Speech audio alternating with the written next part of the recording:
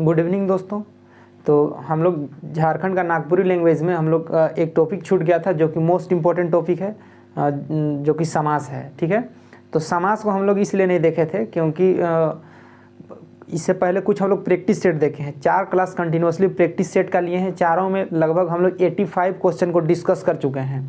उसके बाद समास से क्वेश्चन सेट करेंगे। ठीक है, तो समास को जानेंगे कि समास क्या होता है, तब जाकर समास से संबंधित जितना भी आप लोगों को प्रैक्टिस सेट दिया जाएगा तब आप लोगों को वो ज़्यादा समझ में आएगा, आप लोगों के लिए ज़्यादा बेटर रहेगा। इसलिए समास को आज हम लोग कंप्लीट कर देंगे समास को। उसके बाद नेक्स्ट डे से हम लोग फिर से प्रैक्टिस सेट देखेंगे। तो देखिए, समास को इसलिए छोड़े थे मतलब कि अभी इस वक्त इसलिए ले रहे हैं क्योंकि समास जो था नागपुरी का जितना भी बुक है वो मतलब थोड़ा सा अटरंडम दिया हुआ था। तो बहुत सारा 2-3 बुक, लगभग मेरे पास 4 बुक है, चारों बुक को मतलब उस समास वाला जो टॉपिक है उसको पढ़ के उसको एक कलेक्ट किए हैं और आप लोगों को मतलब उसमें एक इजी वे में बताने का प्रयास करेंगे और यानी समझाने का प्रयास करेंगे, जो कि आप मुझे लगता है कि आप लोगों को समझ में आ जाएगा और जिस प्रकार से आप लोग पढ़ना चाहते हैं उसी प्रकार से सेट किए हैं एक्चुअली में। अभी पता चल जाएगा जैसे ही हम लोग समास में टाइप ऑफ जो भी समास है उसमें हम लोग एंट्री करेंगे तो आप लोगों को पता चल जाएगा कि बहुत ही बेहतरीन ढंग से आप लोगों के लिए बनाया गया है। तो आप लोगों को जिस ढंग से बताएंगे उसी ढंग से आप लोग पढ़िएगा, जिससे आप लोगों को समझ में भी आए और याद भी रहेगा। क्योंकि ये लगभग बहुत दिनों बाद मतलब कि थोड़ा समय लग गया इसको ये बनाने में, क्योंकि बहुत बड़ा टॉपिक है, उसको शॉर्ट करना है, उसका मेन चीज़ को निकाल के वहाँ फिट करना पड़ता है, तब जाकर वो चीज़ वहाँ फिट होता है और तब जाकर आप लोगों को वो चीज़ समझ आता है। ठीक है, सो हम लोग कंटिन्यू करते हैं समास में। देखिए, समास होता क्या है। सबसे पहले आप लोगों को जानना है कि समास क्या होता है। तो समास का मतलब होता है संक्षिप्त। ठीक है, संक्षिप्त। समास का अर्थ होता है संक्षिप्त करना। तो हम लोग नागपुरी देख रहे हैं, तो समास का अर्थ का होएला, समास का अर्थ होएला संक्षिप्त होएला, समास का अर्थ संक्षिप्त होएला। एक ये क्वेश्चन आ सकता है कि समास का अर्थ होएला। ठीक है, इकर में से तो समास का अर्थ संक्षिप्त होएला।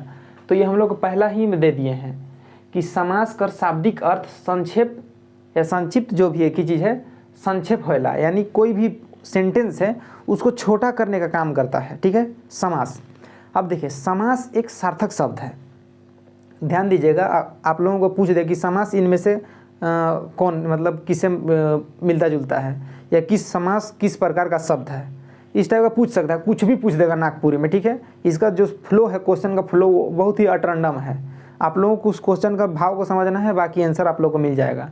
तो पूछ देगा कि समास इकर में से कौन प्रकार का शब्द है, कि सार्थक, निरर्थक, अभिकारी, विकारी पूछ दिया। तो भाई आप लोग जाने रहेगा तब ना कि समास एक सार्थक शब्द होएला। तो समास एक सार्थक शब्द होता है। ये कंप्लीट हो गया होगा। अब आगे देखिए, थोड़ा सा समास को हम लोग विस्तार जानते हैं। देखिए, समास क्या है। समास 2 या 2 से अधिक जब शब्दों को मिलाया जाता है, ठीक है, 2 या 2 से अधिक शब्दों यानी जो सेंटेंस होता है उस सेंटेंस को एक छोटा रूप दे दिया जाता है। ठीक है, तो उसको मेनली समासी बोला जाता है। और अगर अलग वे में समझें तो बहुत सारा जो सेंटेंस रहता है उस सेंटेंस से एक नया शब्द बनाया जाता है। नया कहने का मतलब नवा शब्द, नागपुरी में नवा होता है। तो बहुत सारा एक सेंटेंस को मिला के एक नवा शब्द बनाया जाता है, नया शब्द, उसको बोलते हैं समास। ठीक है, अब उसके बाद आप लोग देखिए, एक बार पढ़ देंगे, खैर क्लियर करते चलते हैं। देखिए, समास दुई चाहे दुई से बागरा शब्द मनक मेल से जब एक नवा शब्द बनाल जाएला तो उस शब्द रचना विधि के समास रचना कहल जाएला, यानी समास कहा जाता है। अब आगे देखिए कि समस्त पद क्या होता है। देखिए, ये जो अभी आप लोग बुक खोलिएगा कि समास क्या है, तो आप लोगों को दिस दैट मतलब पूरा भर के दिया है। अगर बुक दिखाया जाए तो समास का आप लोग कंफ्यूज हो जाइएगा कि समास का केवल अर्थ इतना सा दिया हुआ है। देखिएगा, ये समास है, ये पूरा का पूरा इतना सा इसमें अर्थ दिया हुआ है कि इसको पढ़ते रहिए, इसको पढ़िए, दिमाग खराब हो जाएगा। ठीक है, तो और भी बुक है, तो इसी तरह से बहुत उसको ये बारीकी से पढ़ के छोटा करके आप लोगों को बताए हैं ताकि आप लोग समझ में। अब देखिए हाँ, समझने लायक कुछ है ही नहीं, मतलब एक इजी तरीका हो गया है समझने के लिए। दुई चाहे दुई से यानी दो चाहे दो से या दो से बागरा शब्द मनक मेल से जब एक नवा शब्द बनेला या बनाया जाता है उसको समास कहते हैं। और एक जो वो बड़ा सेंटेंस है, ठीक है, वो जो सेंटेंस यानी जो वाक्य है उकर छोटका रूप, कहने का मतलब उसको छोटा किया जाता है, ठीक है, तो उसको भी उसको समास का एक रूप होता है। तो उसको अभी हम लोग जब समास का भेद पढ़ेंगे तो क्लियर हो जाएगा। तो ये हम लोग का ये आई होप ये तीनों पॉइंट क्लियर हो गया। अब देखते हैं कि समस्त पद क्या होता है। समस्त पद कहने का मतलब देखिए जो सेंटेंस बोल रहे हैं यानी जो वाक्य का बात कर रहे हैं, देखिए ये वाक्य का बात कर रहे हैं।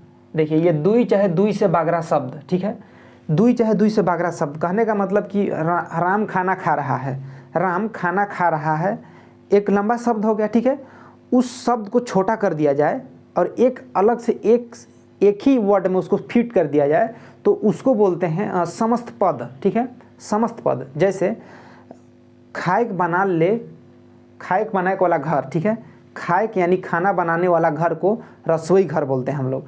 तो वो जो एक बड़ा लाइन है उसको हम लोग छोटा कर दिए तो वो जो छोटा रूप है वो समस्त पद हो गया, ठीक है, ध्यान दीजिएगा वो समस्त पद हो गया। तो इसको भी क्लियर करते हैं। देखिए समस्त पद समास कर नियम से बनल शब्द समूह के समस्त पद कहल जाला। जैसे राजा कर महल, राजमहल। तो देखिए ये इतना सा जो शब्द है ये पूरा सेंटेंस को हम लोग एक वर्ड में ख़त्म कर दिए, राजमहल, तो इसको ये समस्त पद हो गया। अब समास विग्रह देखिए, समास विग्रह क्या होता है। समास विग्रह कहने का मतलब जो छोटा शब्द है उसको तोड़ दिए। जैसे हम लोग अभी देखें इसको राजमहल, तो राजमहल को तोड़ेंगे तो राजा का महल या राजा का महल, ठीक है, तो ये उसको तोड़ दिए तो ये हो गया समास विग्रह। तो आई होप आप लोगों को समास देखिए समास विग्रह समस्त पद के अलग अलग कर विधि के समास विग्रह कहल जाएला। तो आई होप आप लोग समझ गए हैं कि समास क्या होता है, बेसिकली समास क्या होता है वो चीज़ आप लोगों को समझ आ गया होगा। एक बार और रिपीट करते हैं। देखिए समास जो होता है एक सार्थक शब्द होता है। समास का एक शाब्दिक अर्थ, ठीक है, समास का शाब्दिक अर्थ होता है संक्षेप करना यानी संक्षेप होएला। अब समास का एग्जाम्पल हम लोग देखेंगे, उसको थोड़ा बाद में देखेंगे एग्जाम्पल को। अब समास दुई चाहे दुई से बागरा शब्द, ठीक है, यानी दो या दो से अधिक शब्द को मिला के, ठीक है, मिला के एक नया शब्द बनाया जाता है तो वो जो शब्द रचना है उसको समास बोलते हैं। अब आगे देखिए हम लोग देख लिए समस्त पद और समस्त पद और समास विग्रह देख लिए, ये भी क्लियर हो गया। अब आप लोग देखिए समास में एक कंफ्यूज करता है दो चीज़, पूर्व पद और उत्तर पद। पूर्व पद और उत्तर पद क्या होता है, ये पूर्व पद और उत्तर पद बहुत काम आने वाला है अभी। देखिए जो पूर्व पद को हम लोग पहला पद कह सकते हैं, पूर्व पद को पहला पद कह सकते हैं और उत्तर पद को अंतिम पद, जो अंतिम पद होता है उसको उत्तर पद भी बोलते हैं। अब देखिए ध्यान दीजिएगा, जैसे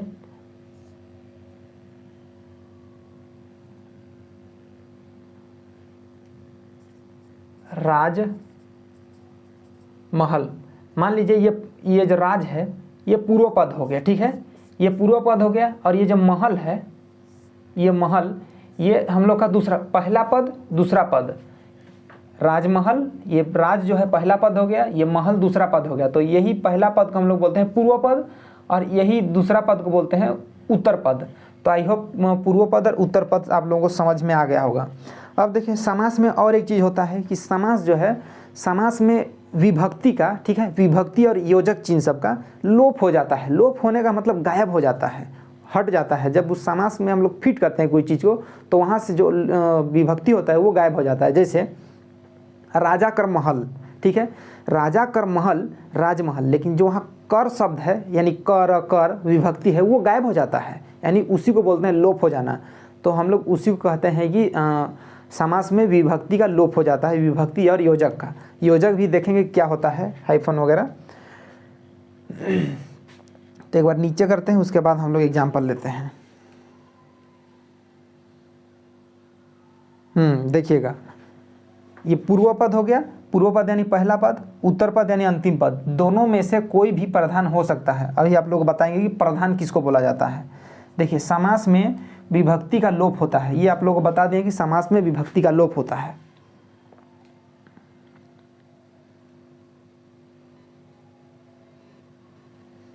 अब हम लोग आराम से देखते हैं कि समास में समास का एग्जाम्पल को आराम से समझते हैं।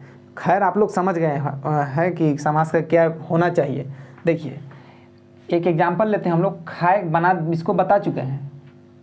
खाएक बनाएक ले बनाल घर, खाएक बनाएक ले बनाल घर। देखिए ये एक बड़ा सा सेंटेंस हो गया। तो यहाँ आप लोगों को बता दिए हैं दुई चाहे दुई से बेसी शब्द, दो तो होना ही चाहिए, तब जाकर वो समास आप लोग उसको छोटा करिएगा, ठीक है, बना पाइएगा।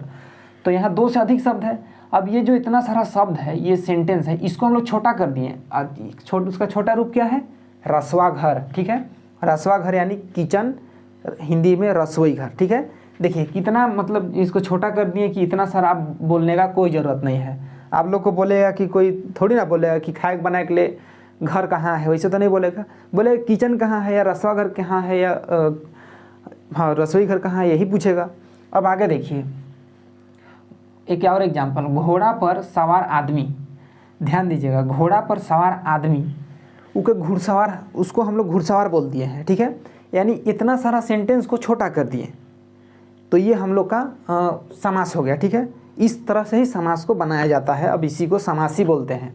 अब देखिए जितना सारा चीज़ आप लोगों को पढ़ाएं कि यहाँ दो या दो से अधिक शब्द होना चाहिए, विभक्ति का लोप होता है, ठीक है।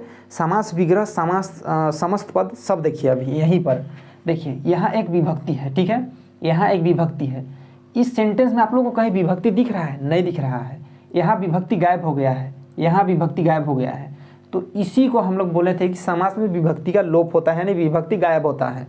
अब आप लोग को देखिए दो चीज़ क्लियर हो गया कि समास में दो या दो से अधिक शब्द का मेल किया जाता है, एक नया शब्द बनाया जाता है और विभक्ति का लोप होता है। और एक देखिएगा समास एक सार्थक शब्द होता है।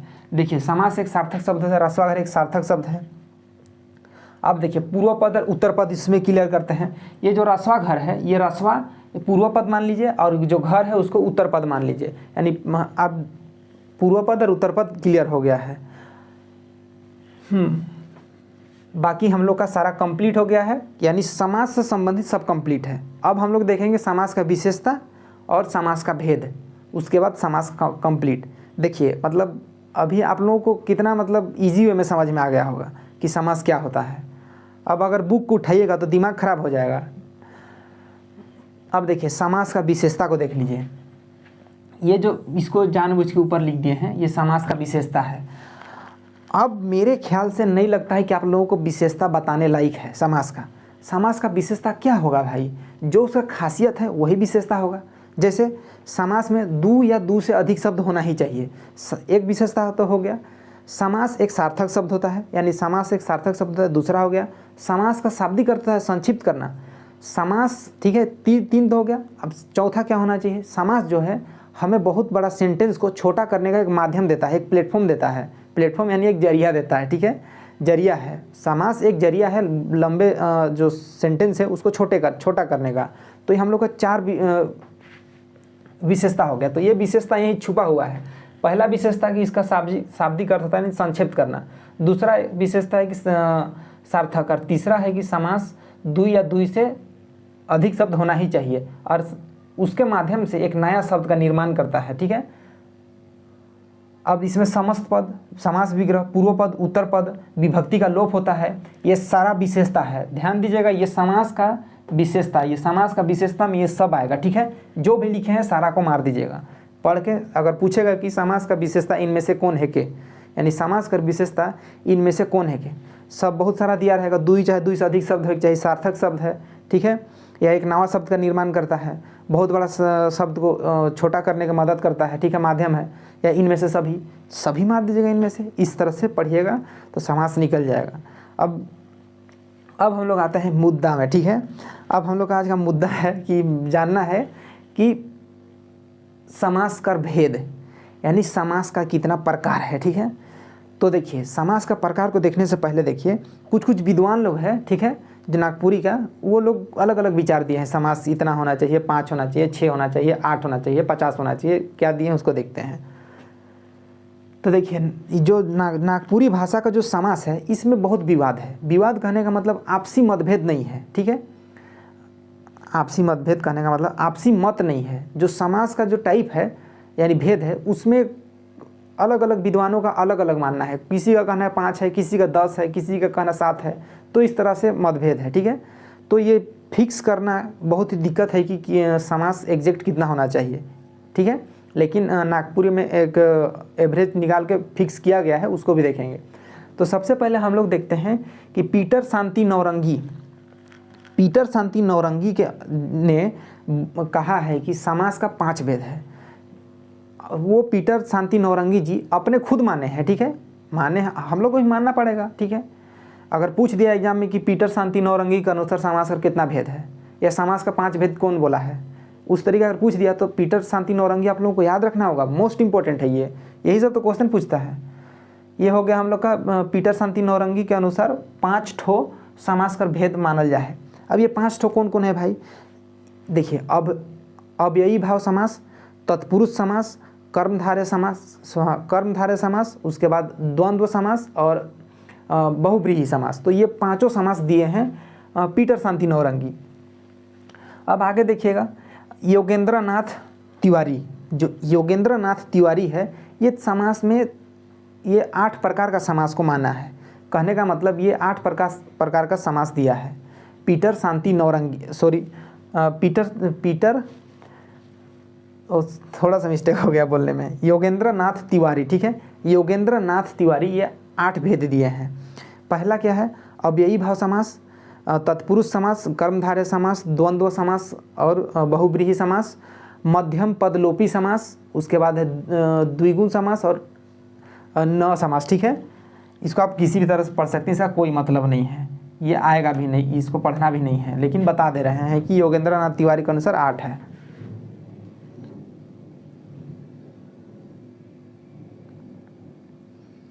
देखिएगा, अब बोलिएगा, देखिए ये है योगेंद्रनाथ तिवारी 8 ठो समास कर भेद माइन है। ये देखिए ये 5 तो है ही, इसमें ये और 3 एक्स्ट्रा है, जैसे मध्यम पद लोपी, द्विगु और ये टोटल 8 है। तो ये 5 को यहाँ फिट कर दीजिएगा, 8 हो जाएगा। अब हम लोग आगे देखते हैं क्या लोचा है समास में।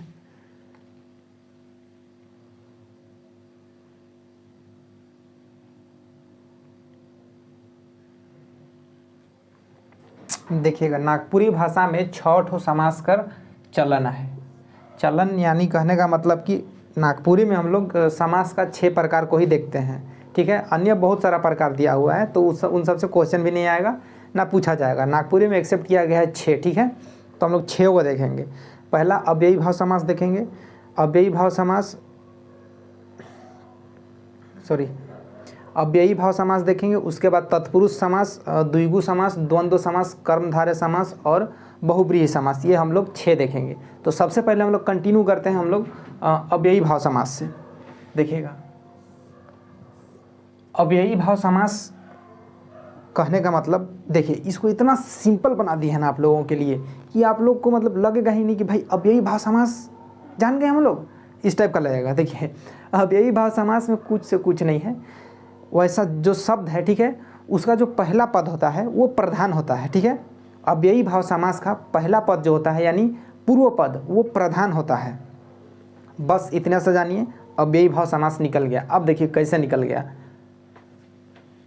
देखिए अव्ययी भाव समास, जे समास में पहला पद यानी पहला पद प्रधान होए और समस्त पद अव्यय होए वो अव्ययी भाव समास है। देखिए अब इससे पहले थोड़ा सा अव्यय क्या होता है उसका जानिए। अव्यय कहने का मतलब क्या, अव्यय यानी अविकारी शब्द। अव्यय कहने का मतलब लिंग वचन काल जो होता है वैसा शब्द जिसमें लिंग वचन काल के कारण से कोई बदलाव नहीं आता है, जैसा का तैसा वो सामान बना रहता है, उसको बोलते हैं अव्यय, ठीक है, यानी अविकारी शब्द। तो देखिए एग्जाम्पल लेते हैं, जैसे ये आजन्म है, ठीक है, ये आजन्म एग्जाम्पल लिए। तो आजन्म को हम लोग कह सकते हैं जन्म भर, हिंदी में देखिए आजन्म, तो जन्म भर बोल सकते हैं। लेकिन देखिए जो जन्म है वो एक प्रधान शब्द हो गया, प्रधान, ठीक है, यानी मुख्य शब्द हो गया। ये जन्म जो है प्रधान हो गया, ठीक है। अब ये जो जन्म है ये लिंग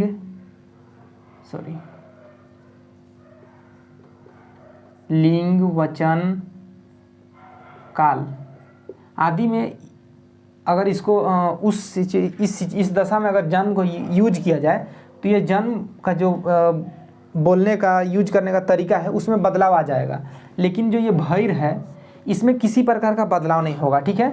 तो ये हो गया अव्यय, और ये हम लोग का हो गया प्रधान पद, यानी ये हम लोग का प्रधान हो गया, यानी कि इसमें बदलाव आ सकता है, इसमें बदलाव नहीं आ सकता है।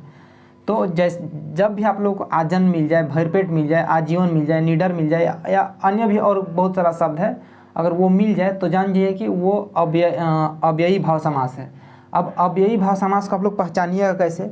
देखिए जैसे आजन्म आ गया तो आजन्म को आप लोग अपने अनुसार थोड़ा बड़ा करने सोचिएगा कि आजन्म मतलब जन्म भर, आप लोग अपने उसका एक मीनिंग निकालिएगा, जन्म भर होता है।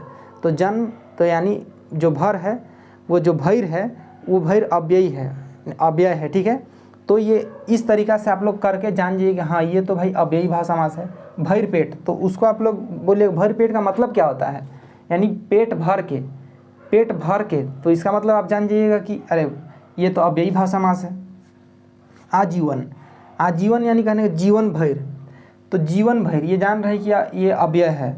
तो ये अब आजीवन जो है उसको आप लोग मन में सोचिएगा कि आजीवन, ठीक है, आजीवन का मतलब जीवन भर या जीवन भैर, तो ये एक अव्ययी भाव समास है। इस तरीक़े से निडर, डर के बिना, तो ये हम लोग का अव्ययी भाव समास है। और एक बार ध्यान दीजिएगा कि अव्ययी भाव समास में जो समास होता है, ठीक है, उसका जो पहला पद यानी पूर्व पद जो होता है वो प्रधान होता है और बाकी सब अव्यय होता है, उसको बोलते हैं अव्ययी भाव समास। अब इसके बाद जब प्रैक्टिस सेट देखेंगे तो और बेहतर क्लियर होगा। लेकिन और क्या क्लियर होना चाहिए, जैसे आजन्म, भरपेट, आजीवन, निडर, ये अव्ययी भाव समास है। अब इसको पहचानने का तरीका भी बता दिए कि पहला पद प्रधान होता है और बाकी अव्यय होता है। क्लियर हो गया। अब देखिए तत्पुरुष समास, ये तत्पुरुष समास को लेके बहुत लोचा है, ठीक है। 8-10 प्रकार दिया हुआ है बुक में, ठीक है, 8-10 प्रकार तत्पुरुष समास का। तो आप लोग तो ऐसे ही आप लोग का दिमाग में इतना बोझा पहले से ही है सिलेबस का, इसमें और जो तत्पुरुष समास है इसमें 10 प्रकार और दे दिया है। पढ़िए तो कितना पढ़ते हैं, तो उसमें इसका तोड़ निकाला गया है। अब तत्पुरुष समास का देखिए, तत्पुरुष समास में ध्यान दीजिएगा, तत्पुरुष समास में जो दूसरा पद होता है, ठीक है, यानी दूसरा पद यानी उत्तर पद होता है वो प्रधान होता है। तत्पुरुष समास में उत्तर पद प्रधान होता है, यानी अंतिम पद प्रधान होता है, उसको ध्यान दीजिएगा। तत्पुरुष समास में जे समास का दूसरा पद यानी अंतिम पद प्रधान होए, ठीक है, इतना दूर देख लिए हम लोग। अब देखिए तत्पुरुष समास को पहचानने का तरीका देखिए। तत्पुरुष समास में कुछ सेंटेंस रहता है, ठीक है, जैसे राजा कर घर, मन के चौराहे वाला, ठीक है। तो ये इसमें जो विभक्ति सब जो यूज होता है ना, वो विभक्ति गायब हो जाता है। सिंपल आप लोग समझिए। अब बुक के अकॉर्डिंग बोलिएगा तो गलत बता रहा है, गलत पढ़ा रहे हैं सर आप लोग बोलिएगा, तो ऐसा कुछ नहीं है। सबको मिला के, सबको देख के, सब क्वेश्चन को ये करके इस तरीक़ा से बता रहे हैं कि जब भी आप लोग तत्पुरुष समास का अगर उस टाइप का क्वेश्चन आ जाए तो आप लोग जानिएगा कि तत्पुरुष समास में उत्तर पद यानी दूसरा पद होता है जो प्रधान होता है, और तत्पुरुष समास में जो विभक्ति होता है उसका लोप होता है, यानी विभक्ति गायब हो जाता है। जैसे से, का, कर, इस टाइप का जो होता है वो गायब हो जाता है सेंटेंस में। एग्जाम्पल्स देखते हैं, एक सेकेंड।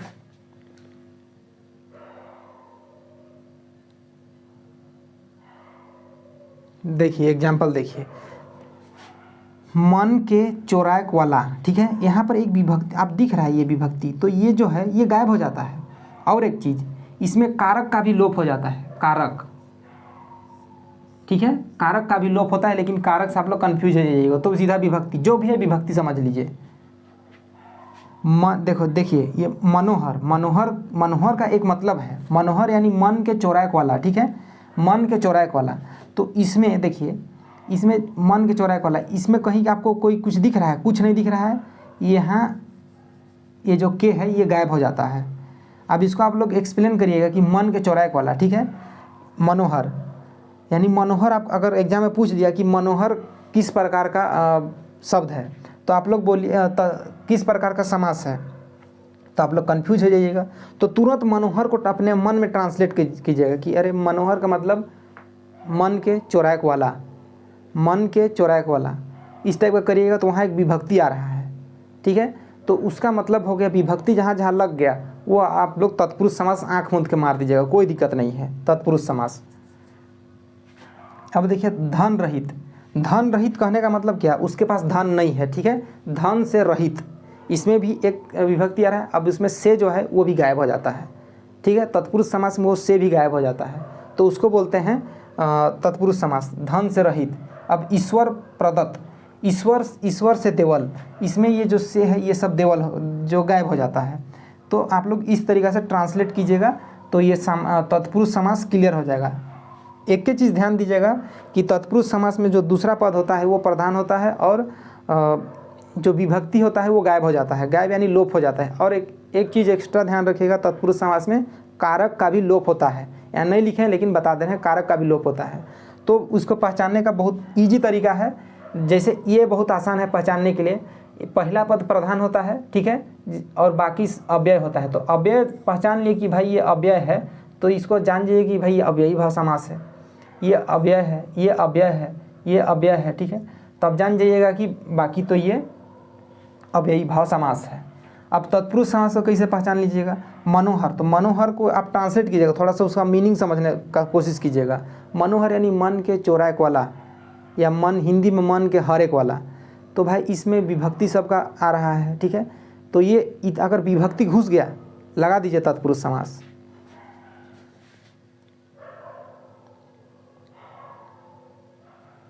देखिए क्यों बोल रहे हैं इस तरह, इससे आप लोगों को बता देते हैं। जैसे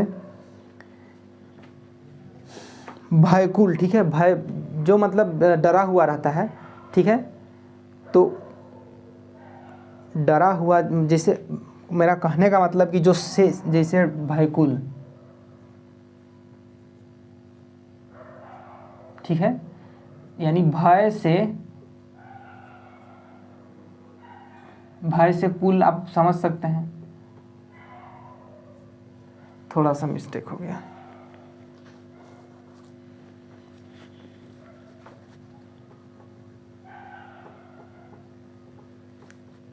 एक सेकेंड, आप लोग का क्लियर हो जाएगा अभी तत्पुरुष समास। भयकुल, ठीक है। अब ये भयकुल का आप लोग समझिए, अपने आप में आप लोग ट्रांसलेट कीजिए कि भाई भयकुल का होता क्या है। भय से आकुल, ठीक है, भय से आकुल, ठीक है, भय से आकुल, इस तरह से आप लोग करिएगा तो जान जी, अरे भाई यहाँ तो विभक्ति आ रहा है, मार दीजिए सीधा तत्पुरुष समास। तत्पुरुष समास में विभक्ति होगा ही होगा। अब विभक्ति आया है तो आप जान जाइए कि वो तत्पुरुष समास है। तत्पुरुष समास में विभक्ति का लोप होता है। अब और नहीं बताएंगे इसको, ठीक है। तत्पुरुष समास आई होप क्लियर होना चाहिए। अब द्विगु समास देखिए, द्विगु समास क्या है। द्विगु समास को देखिए, द्विगु समास को पहचानने का तरीका सबसे पहले समझिए। द्विगु समास जो है उसका जो पहला पद है द्विगु समास का, सबसे पहला पद, ठीक है, वो पहला पद, देखिए पहला पद और उत्तर पद, ही प्रधान पद, इस सब में कंफ्यूज नहीं होएगा। पहला पद जो है आप लोग बता दिए हैं कि उसका कौन किसका मतलब है, किसको अव्यय बोला जाता है और किसको प्रथम पद को क्या बोला जाता है। और एक चीज़, पूर्व पद और उत्तर पद दोनों प्रधान हो सकता है, उसको भी देखेंगे, ठीक है। प्रधान का मतलब मुख्य का बात कर रहे हैं, ठीक है। प्रधान यानी मुख्य, मुख्य का बात कर रहे हैं, मुख्य शब्द का बात कर रहे हैं। देखिए द्विगु समास, द्विगु समास में ध्यान दीजिएगा, द्विगु समास बहुत ही इजी है। इजी तो नहीं था लेकिन इसको इजी बनाया गया है, ठीक है। द्विगु समास जब भी आप लोगों को कोई शब्द मिल जाएगा तो उस शब्द के आगे एक संख्या का जिक्र किया हुआ रहेगा, कोई भी संख्या रहे, 1 2 3 4 5 10 15 20 5 6 7 8 9 10 11 12 कुछ भी हो सकता है। उस शब्द के आगे संख्या का जो जरूर जिक्र किया हुआ रहेगा, ठीक है। कोई ना कोई संख्या को बतलाएगा ही वो शब्द। तो वैसा शब्द को आप लोग तुरंत मार दीजिएगा कि द्विगु समास है, आंख मूंद के। अब एग्जाम्पल देखिए, जैसे नवरत्न, वो तो हिंदी का एग्जाम्पल ले लिए। देखिए एग्जाम्पल देखिए, आज सबसे पहले इसको देखिए, द्विगु समास, जे समास में पहिल पद संख्या कर बोध करवाएला उके द्विगु समास कहा जाएगा। पहला एग्जाम्पल देखिए, जैसे नवग्रह, ठीक है। ये नवग्रह में पहला शब्द आप लोगों को दिख रहा है नौ, यानी नौ, ये नौ। अब ये द्विगुना दिख रहा है, ये द्विगुना यानी दुई, त्रिकाल यानी ये त्रि दिख रहा है यानी 3, पंचम, ठीक है, यानी पंचम करने का ये पंच, ठीक है, पंच, ये तो पंच यानी 5, 3 महला यानी ये जो 3 है 3, ठीक है, ये तो क्लियर हो गया। अब ये शब्द जितना भी शब्द है उसका सबसे पहले संख्या का बोध किया हुआ है, तो इसको बोलते हैं द्विगु समास। जैसे 9 ग्रह मनक समूह, द्विगुना अंक कर बोध करे वाला, त्रिकाल 3 काल से जुड़ल, पंच मंजिला 5 मंजिला वाला, 3 महला यानी 3 महल कर समूह। इसको पहचानने के लिए कोई दिक्कत नहीं है, या तत्पुरुष समास को या अव्ययी भाव समास को या कर्मधारय जो भी है सबको पहचानने, किसी को पहचानने का दिक्कत नहीं होगा आज के बाद, ठीक है। अब आगे देखिए द्वंद्व समास। द्वंद्व समास देखिएगा, द्वंद्व समास को थोड़ा सा आप लोगों को समझना पड़ेगा। देखिए द्वंद्व समास जो होता है, द्वंद्व समास का दोनों पद, ध्यान दीजिएगा, द्वंद्व समास का दोनों पद प्रधान होता है, दोनों पद सार्थक होता है, दोनों पद संज्ञा होता है। पगला गया बोलिएगा आप लोग, ठीक है, ध्यान दीजिएगा। द्वंद्व समास में द्वंद्व समास का दोनों पद, ठीक है, पहला शब्द और दूसरा शब्द दोनों प्रधान होता है, और दोनों प्रधान होता है। उसके बाद जो द्वंद्व समास है वो एक सार्थक शब्द होता है, और जो द्वंद्व समास है उसमें उसके बीच में एक योजक चिन्ह का उपयोग किया जाता है, ठीक है, योजक चिन्ह यानी हाइफन का यूज किया जाता है। और जो द्वंद्व समास है वो संज्ञा होता है, दोनों का दोनों संज्ञा होता है। ये 4 चीज़ याद रखना होगा आप लोगों को द्वंद्व समास के लिए। अब द्वंद्व समास का एग्जाम्पल देखना है, तो इसके लिए हम लोग को इसको मिटाना पड़ेगा, ठीक है, इसको मिटाना पड़ेगा।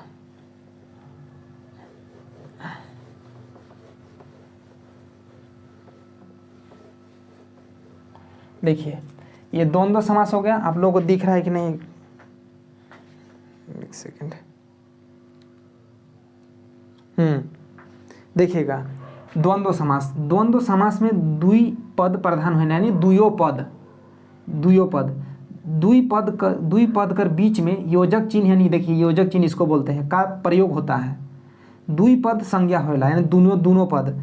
और देखिए और एक चीज़, ये और कर लोप होला, ये और जो है ये और उसका लोप होता है यानी गायब हो जाता है। तो एग्जाम्पल हम लोग देखते हैं उसका, पहला एग्जाम्पल हम लोग देखते हैं किताब कॉपी। देखिए किताब कॉपी, ये किताब और कॉपी ये दोनों प्रधान शब्द, देखिए ये दोनों प्रधान है, दोनों संज्ञा है, ठीक है। अब इसमें एक योजक चिन्ह है, और ये जो योजक है इसको हम लोग ट्रांसलेट करेंगे किताब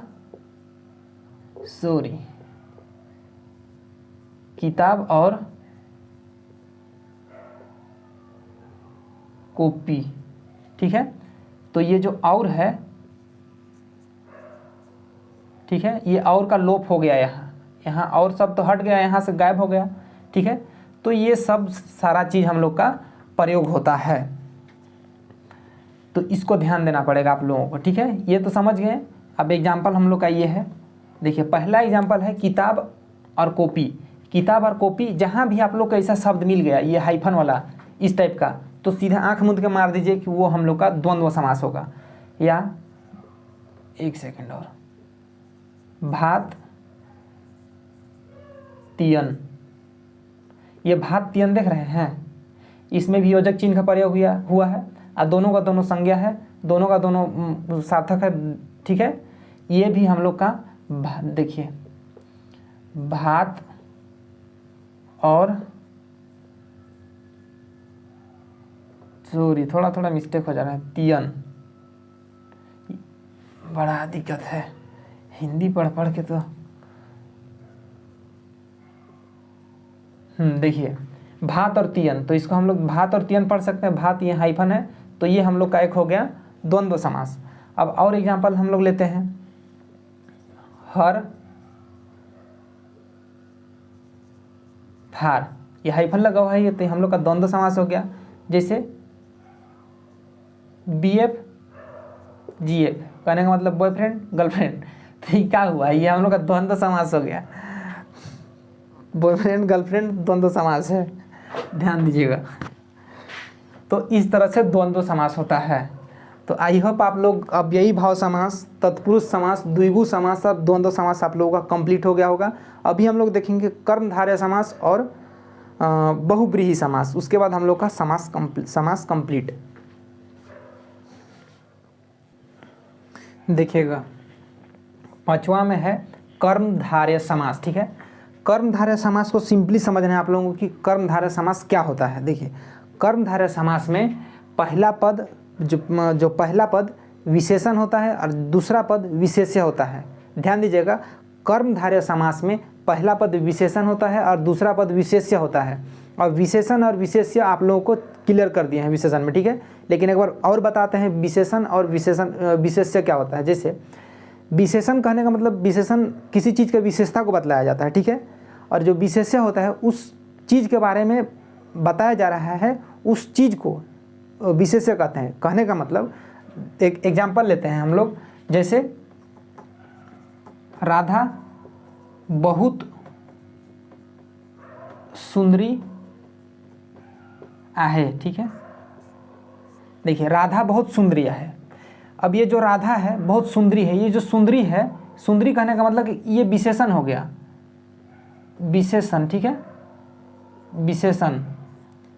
ये राधा का विशेषता को बतला दिए तो वो विशेषण हो गया, ठीक है। अब ये जो सुंदरी शब्द है, ये विशेषता जो है, ये विशेषता किस मतलब कहने का मतलब कि किसके ऊपर बताया गया है। जो विशेषता है, ये सुंदरी जो है, किसको बोला गया है, कौन व्यक्ति है उसको जो सुंदरी बोले हैं। तो ये जो राधा है, इस राधा को हम लोग सुंदरी बोले हैं, ठीक है। तो इसी राधा को विशेष्य बोलेंगे, ये राधा विशेष्य हो जाएगा, ठीक है। यानी जिसके बारे में बात कर रहे हैं वो विशेष्य हो जाता है और उसके बारे में जो बात कर रहे हैं वो विशेषण हो जाता है, यानी उसका विशेषता। तो आई होप विशेषण और विशेष्य में आप लोग समझ गए, लेकिन नागपुरी में विशेषण और विशेष्य बोला जाता है, ठीक है। तो ये क्लियर हो गया होगा। तो हम लोग एक एग्जाम्पल लेते हैं। देखिए, नील कमल, नीला आहे जे कमल, ठीक है। ध्यान दीजिएगा, ये जो नील कमल शब्द है, इसमें विशेषण और विशेष्य दोनों है।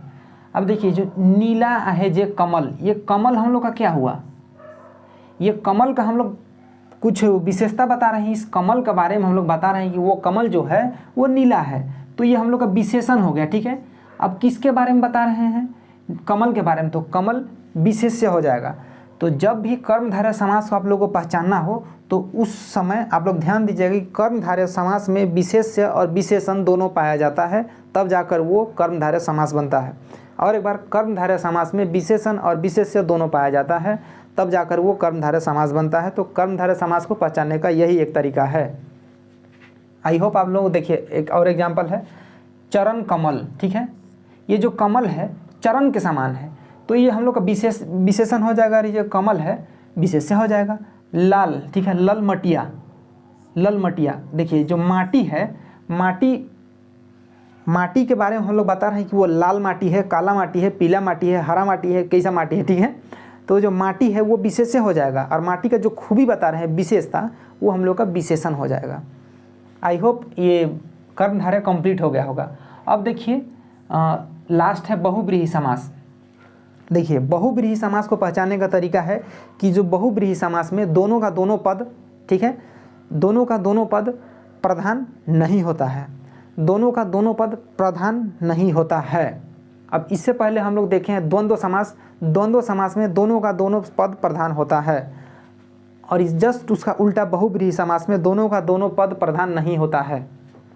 जे समास कर कोनो पद प्रधान नहीं होला, यानी दोनों इसलिए बोले क्योंकि समास दो या दो से अधिक शब्दों से बनता है, ठीक है। तो यहाँ उसका बहुब्रीहि समास का कोई भी पद प्रधान नहीं होता है। अब देखिए, ई समास में दुयो पद के मिले से एक विशेष यानी तीसरा पद, तीसरा कहने का मतलब कि छोड़िए, इसको हटाइए, इसीलिए हम देख के पढ़ाते नहीं है, ठीक है। बहुब्रीहि समास में देखिए, बहुब्रीहि समास का जो भी शब्द है वो जितना भी रहता है वो प्रधान नहीं होता है, ठीक है। अब बहुब्रीहि समास में एक विशेष काम ये होता है कि जो शब्द है वो अपना जो शब्द का मतलब एक्चुअली में जो होना चाहिए उसको ना दर्शाकर वो किसी तीसरे यानी विशेष अर्थ को बोध करता है।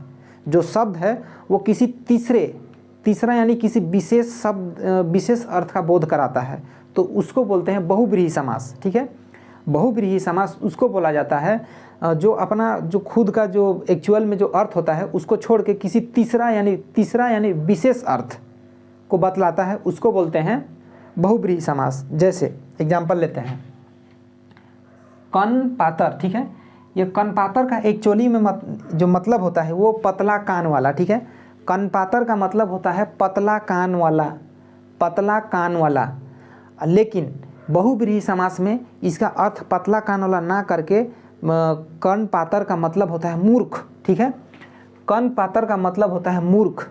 ये देखिए, ये अर्थ को ना दर्शा के ये किसी तीसरा अर्थ को दर्शाता है, मूर्ख को। लंबोदर, जेकर उदर लंबा है। उदर कहने का मतलब जो हम लोग का पेट का जो बाहरी भाग है उसको उदर बोलते हैं, उसका जो अंदर है आमाशय वो पेट हो गया। ठीक है, लंबोदर, जेकर उदर लंबा है। ठीक है, जेकर उदर लंबा है उके लंबोदर। ठीक है, लंबोदर यानी उसको गणेश बोलते हैं। अब उससे एक हम लोग को इंडिकेशन मिल जाता है कि जेकर पेट लंबा है। ठीक है, लंबोदर का मतलब होता है जेकर पेट लंबा है, तो केकर पेट लंबा है, गणेश कर। तो देखिए वो किसी तीसरा चीज़ को बोध कर दिया। ये जो सेंटेंस है लंबोदर जेकर मतलब होता है कि जेकर उदर लंबा है, इसका मतलब हो गया, लेकिन ये इसका संकेत या इसका मतलब किसी विशेष चीज़ को दर्शाया है, विशेष व्यक्ति को, तो ये गणेश को दर्शाता है। अब देखिए गिरिधर, गिरी के धारण करे वाला, तो गिरी के धारण करे वाला कृष्णा, श्री कृष्ण को बतलाता है। ये गिरिधर श्री कृष्ण को बतलाता है, लेकिन इसका मतलब कुछ और है यहाँ पर। ठीक है, त्रिलोचन का मतलब जेकर 3 आँख है, जेकर 3 आँख है उके त्रिलोचन। ठीक है, त्रिलोचन, तो अब त्रिलोचन केकर है, शिव भगवान का है। तो शिव भगवान का हम लोग सिंपली कह सकते हैं कि उसका 3 आँख है, लेकिन उसको त्रिलोचन बोला जाता है। तो त्रिलोचन शब्द है किसको इंडिकेट करता है, शिव भगवान को। अब दशानंद, ठीक है, दशानंद होता है, लेकिन हम लोग का नागपुरी में दशानंद। ठीक है, दशानंद है। दशानंद कहने का मतलब कि रावण। ठीक है, दशानंद जिसका सिर 10 है उसको दशानंद, लेकिन दशानंद जो शब्द है किसको इंडिकेट कर रहा है, रावण को। तो ध्यान दीजिएगा, बहुव्रीहि समास में अपना अर्थ को छोड़ के किसी तीसरे चीज़ को इंडिकेट करता है, किसी तीसरे व्यक्ति के लिए बोध किया गया हो। ठीक है, किसी तीसरे जन के लिए, आप लोग इस तरह समझ सकते हैं। ठीक है, सो हम लोग का सारा अव्ययी भाव समास, तत्पुरुष समास, द्विगु समास, द्वंद्व समास, बहुव्रीहि समास और कर्मधारय समास कंप्लीट हो गया। तो समास हम लोग पूर्ण रूप से देख लिए हैं और थोड़ा सा वीडियो लंबा हो गया। ठीक है, और क्योंकि आप लोगों को समझाना था इसलिए थोड़ा सा आज वीडियो लंबा हो गया है। सो कोई बात नहीं, आप ही लोग के लिए है, और इस वीडियो को ज़रूर शेयर कीजिएगा दूसरों तक। आप लोग केवल मत पढ़िए, मतलब कहने का मतलब कि जो आप लोग पढ़ लिए तो अन्य को भी शेयर कीजिए वीडियो को, ताकि वो भी लाभान्वित हो, अगला भी सब लाभान्वित हो। ठीक है, सो आज के लिए इतना ही, मिलते हैं नेक्स्ट वीडियो में। हम लोग का नेक्स्ट वीडियो रहेगा नागपुरी का ही प्रैक्टिस सेट रहेगा। ठीक है, प्रैक्टिस सेट 5 रहेगा, उसमें 20 क्वेश्चन को डिस्कस करेंगे। सो आज के लिए इतना ही, मिलते हैं नेक्स्ट वीडियो में। Thank you.